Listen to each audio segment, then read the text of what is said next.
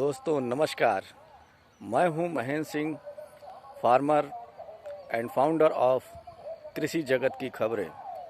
मित्रों, आज मैं आपके बीच एक नया टॉपिक लेके आया हूं। आलू की खेती कैसे करें, यानी आलू में बम्पर पैदावार के लिए आप क्या करें। तो मित्रों, इस वीडियो को तनिक भी स्किप न करें, अंत तक ज़रूर देखें। और इस जानकारी को इससे मैं पहले दूं, आप इस चैनल पर अगर नए आए हों तो इसे सब्सक्राइब कर लें और बेल आइकन की बटन को दबाकर जो है अपडेट कर लें, ताकि कोई नई वीडियो जैसे ही पड़े आप तक ज़रूर पहुंच जाए। तो मित्रों, देर न करते हुए मैं सीधे टॉपिक पर आता हूं कि आलू की कैसे खेती करें कि अधिक से अधिक पैदावार आपको प्राप्त हो। मित्रों, दो प्रकार की आलू अधिकतर किसान उगाते हैं। पहली वह जो G4 आलू जिसे कहते हैं, जिसका उत्पादन थोड़ा गोला से कम होता है, लेकिन इसका रेट मार्केट में अच्छा होता है। ये सफ़ेद कटती है और इसका समय यानी टाइम ड्यूरेशन भी अधिक होता है। तो दोस्तों, इसे कहते हैं G4 आलू। आप देखें, गोला आलू की पत्तियों से थोड़ा पतली पत्तियां होती हैं, कम चौड़ी पत्तियां होती हैं। इसे G4 आलू कहते हैं। और वहीं पर आपको दिखाएंगे कि गोला आलू कैसी होती है।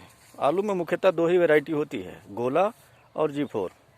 तो गोला आलू, ये इसकी पत्तियां आप देख सकते हैं कितनी चौड़ी हैं, भरपूर चौड़ी पत्तियां हैं। तो आपने देखा गोला आलू और G4 आलू। G4 आलू और गोला आलू में अंतर क्या है।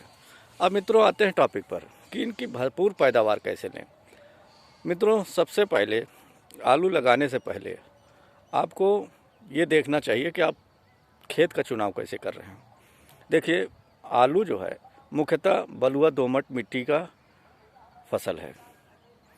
इसमें सबसे अच्छी मिट्टी बलुआ दोमट ही मानी जाती है। दोमट मिट्टी पर भी हो जाती है, लेकिन काली मिट्टी पर ये उतनी अच्छा उत्पादन नहीं देगा जितना अच्छा होना चाहिए। अब आते हैं, बलुआ दोमट मिट्टी पर अगर आपकी है तो आप आलू की खेती कर सकते हैं। मिट्टी का पीएच कितना होना चाहिए? तो मिट्टी का पीएच 7 के आसपास होना चाहिए। और दूसरा, मिट्टी आपकी अगर कम उपजाऊ है, उसमें उर्वरक यानी माइक्रोन्यूट्रिएंट्स की संख्या अगर कम है, तो इसमें सड़ा हुआ गोबर बरसात के ही मौसम में खेत में आप कम से कम 1 हेक्टेयर में 10 टन कम से कम डालें, तो आपका खेत पुनः मजबूत हो जाएगा। अगर आपका खेत मजबूत है तो 2 से 3 टन बहुत है, 2 से 3 टन बहुत ज़्यादा है। और अगर आपका खेत कमज़ोर है तो कम से कम 10 टन एक बार डालें ही डालें। डालने के बाद बरसात में उस पर आप जो भी खेती करते हैं करें। फिर आलू की खेती का समय अक्टूबर से शुरू होता है। तो अक्टूबर में जब आपका खेत खाली होता है तो आप अपने खेत की पहले खूब महीन जुताई करें कल्टीवेटर से। जुताई करने के बाद उसकी भराई कर दें, सिंचाई कर दें। सिंचाई करने के बाद उसमें फास्फोरस सोल्यूबल बैक्टीरिया यानी पीएसपी कल्चर का छिड़काव करें। जब आप पीएसपी कल्चर का छिड़काव कर देंगे तो उसमें एक गुण आ जाएगा कि जितने भी उसमें फास्फोरस यानी कि डीएपी आप जानते हैं जितने किसान डालते हैं, उसका 39% ही यूज़ होता है। बाकी सब सॉलिड रूप में आपके खेत में ही पड़ा रहता है। अगर आप चाहते हैं कि आपके खेत में जितनी भी डीएपी पड़ी हुई है वो आपका पौधा उसे ग्रहण करे, तो उसमें पीएसबी कल्चर का प्रयोग करें। भराई के समय ही खेत को उसमें पीएसबी डेवलप कर दें। कम से कम 3 से 4 रोज़ पानी को जमा रहने दें। फिर उसके बाद पानी को धीरे धीरे सने सने सूखने दें। जब खेत सूख जाए और ट्रैक्टर चलने लायक की स्थिति में हो जाए, यानी आपको ये लगे कि खेत अब जुताई पर पक गया है, तो आप उस खेत की 3 जुताई गहरी कल्टीवेटर से करें। उसके बाद रोटावेटर से जुताई कर दें। ये तो रही मिट्टी बनाने की बात। अब आइए मित्रों, आपको बताते हैं कि आप आलू का बीज कैसे तैयार करें। आलू का बीज तैयार करने के लिए आप कम से कम 80 से लेकर 100 ग्राम के बीज का बीज चुनें और बीज उपचारित कर लें। उपचारित करने के लिए आप डाइथेनियम 45 से भी उपचारित करते हैं, एक आता है साफ, उससे भी उपचारित कर सकते हैं। उसके बाद आलू पर जो है धब्बे, स्पॉट्स या कलरलेस जो आलू दिखती है आपकी, जिसमें रंग अच्छा नहीं आता, उसके लिए आपको गाउचो और मेनिंजाइटिस मेंसुरिन का प्रयोग करें। गाउचो और मेंसुरिन का उपयोग करें। इससे आपका आलू का जो देखने का चमक है उसके अंदर चमक बेहतरीन आएगी। अब रही बात, ये तो रही उपचारित करने की। अब बहुत से किसान खड़ी आलू लगाते हैं, यानी वो आलू के बीज को काटते नहीं, सम्मा लगाते हैं। तो वो 50 से लेकर 80 ग्राम के बीज को चुनाव करें। और जो बड़ी आलू लगाते हैं काट के, वो आप कम से कम 80 ग्राम और अधिक से अधिक जितना भी बड़ी आलू हो आप तो काट के ही लगाते हैं, काट के लगा सकते हैं। लेकिन आपका कटा हुआ हिस्सा 80 ग्राम से कम का नहीं होना चाहिए। यदि 80 ग्राम से कम का हिस्सा होता है तो उत्पादन कम आएगा। इस बात को आप नोट कर लें। अब रही बात, ये तो रही बीज की तैयारी। बीज को आपने उपचारित कर लिया। अब खेत में आते हैं। आपने 3 गहरी जुताई की है और एक जुताई रोटावेटर से बेहतरीन बहुत आराम से जोतना है, इतना कि एकदम खेत का मिट्टी एकदम पाउडर हो जाए, इस तरह से जुताई करना है। जुताई कर लें। जुताई करने के पश्चात अब आप आते हैं खेत में अपने बीज को लेकर और आलू बोने की मशीन को लेकर। हाँ, अब इसमें हम खाद क्या डालते हैं। तो आलू के अंदर सबसे बड़ा एक रोग लगता है, कटुआ रोग, जिसके अंदर आलू को कीड़े जो है खाकर छेद कर देते हैं। तो उनसे बचने के लिए आपको फोरेट एक दवा आती है, या तो आप फोरेट डाल दें, नहीं तो आप इसमें दूसरी दवा भी आप बातचीत कर सकते हैं अपने आसपास के बीज भंडार से। वो क्या करते हैं, आपके आसपास में जो भी अवेलेबल हो कीड़ों को मारने के लिए, वो दवा आप डाल सकते हैं।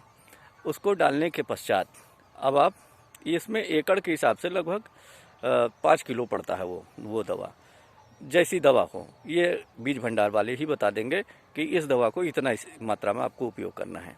अब आप रहते हैं दूसरी चीज़, अब आते हैं कि इसमें कितना उर्वरक लगना है। तो अगर आपकी मिट्टी का पीएच 7 है और बलुआ दोमट मिट्टी है, तो आइए, अगर अब आप गोला लगाते हैं कि G4 लगाते हैं। मान लीजिए आप G4 आलू लगाते हैं, तो G4 आलू का आप उसमें अलग उर्वरक की मात्रा पड़ती है, गोला में अलग उर्वरक की मात्रा पड़ती है। अपने इलाहाबाद यानी प्रयागराज जनपद में अक्सर ये देखा गया है कि यहाँ पर G4 आलू की पैदावार कम से कम 1 एकड़ में 6 बोरी DAP, डाई अमोनियम फास्फेट, 6 बोरी का उपयोग करते हैं। और 1 एकड़ में वहीं 2 बोरी कम से कम पोटास का इस्तेमाल करते हैं। और लगभग 7.5 से 8 किलो जिंक की मात्रा का इस्तेमाल किया जाता है। इतना मिक्सर आप जब खेत में डाल देंगे और डालने के पश्चात आपने वो कीड़े वाली दवा डाल देनी है और उसके बाद आप अपनी आलू की लगाई कर दें, यानी मशीन से आप आलू को बो दें। अब जब आप मशीन से आलू को बोते हैं तो आपकी नमी अच्छी होनी चाहिए, उसमें नमी कम नहीं होनी चाहिए। नमी अच्छी रहेगी, जर्मिनेशन अच्छा होगा। सबसे बड़ी चीज़, सबसे बड़ा फैक्टर यही है, जर्मिनेशन। अगर जर्मिनेशन आपका ख़राब है तो आलू को कोई फिर संभाल नहीं सकता। जर्मिनेशन आ गया अच्छा। अब आपको करना क्या है, आलू को संभालना है। तो अब आपको ये देखना है कि इसमें आलू जब बढ़वार शुरू करती है तो इसमें फंगीसाइड्स लगते हैं, यानी फंगस लगते हैं।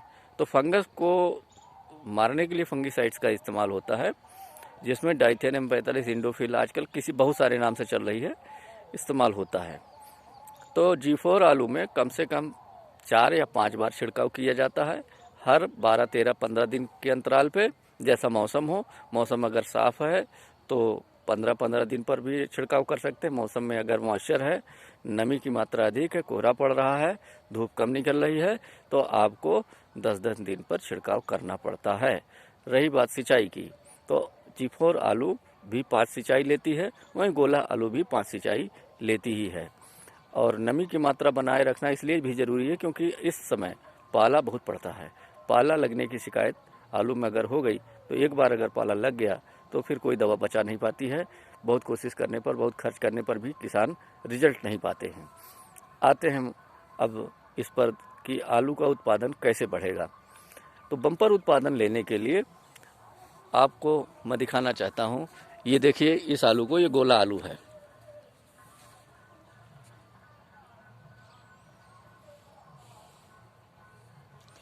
आपने देखा होगा काफ़ी हरे भरे हैं, पौधे एकदम सटे हुए हैं, कहीं भी गैप नहीं, जर्मिनेशन बहुत अच्छा है। और इसमें 1 एकड़ में कम से कम 300 बोरी का उत्पादन मिल जाता है। कम से कम 300 बोरी का उत्पादन 1 एकड़ से बहुत आराम से लिया जाता है। 300 बोरी यानी आप समझ सकते हैं कितना हो सकता है। 50 किलो की एक बोरी होती है, तो 300 बोरी का मतलब आप अंदाज़ा लगा लीजिए। अब इतना उत्पादन आप 1 एकड़ से बहुत आराम से ले सकते हैं। इससे अधिक भी उत्पादन मिल सकता है यदि आपका पीएच अच्छा है, आपने जर्मिनेशन अच्छा हुआ है, बीज को अच्छे से उपचारित किया है, सब कुछ जैसा कि मैंने पहले बताया वो अगर आपने किया है तो आपको इससे भी अच्छा उत्पादन मिल जाएगा। और आलू को बड़ा करने का भी एक दवा आती है, ग्रोथ रेगुलेटर। अगर आप इसमें ग्रोथ बूस्टर का उपयोग कर दें तो जो ग्रोथ रेगुलेटर का, तो वो आलू के कंद को बढ़ाती है, लेकिन उसका उपयोग जब आलू 50 दिन की हो जाती है तब किया जाता है। तो ये तो रही आलू की A to Z खेती। हाँ, ये मैं बताना चाहूँगा कि G4 की खुदाई जो है कम से कम 120 दिन पर होती है, और वहीं गोला की खुदाई 110-12 दिन पर शुरू हो जाती है, गोला आलू की खुदाई। तो मित्रों, आपको ये वीडियो कैसा लगा कमेंट बॉक्स में ज़रूर बताइएगा। हमारे चैनल को सब्सक्राइब करना ना भूलें। एक लाइक देंगे तो अच्छी बात है, क्योंकि लाइक से हमारा हौसला बढ़ता है और हमें फिर आपके लिए अच्छी अच्छी वीडियो बनाने का मन करता है, हौसला मिलता है, ताकि हम आपके लिए अच्छी से अच्छी वीडियो फिर से बना कर आपके सामने उपस्थित हो, आपको अच्छी से अच्छी जानकारी दें। एक बार एक लाइक बनता हो तो दे दीजिए, और इस चैनल को सब्सक्राइब कीजिए ताकि मैं फिर आपको कोई नई वीडियो अपलोड करूं, आपको कोई नई जानकारी देना चाहूं तो आप तक ज़रूर पहुंचे। नमस्कार, जय हिंद।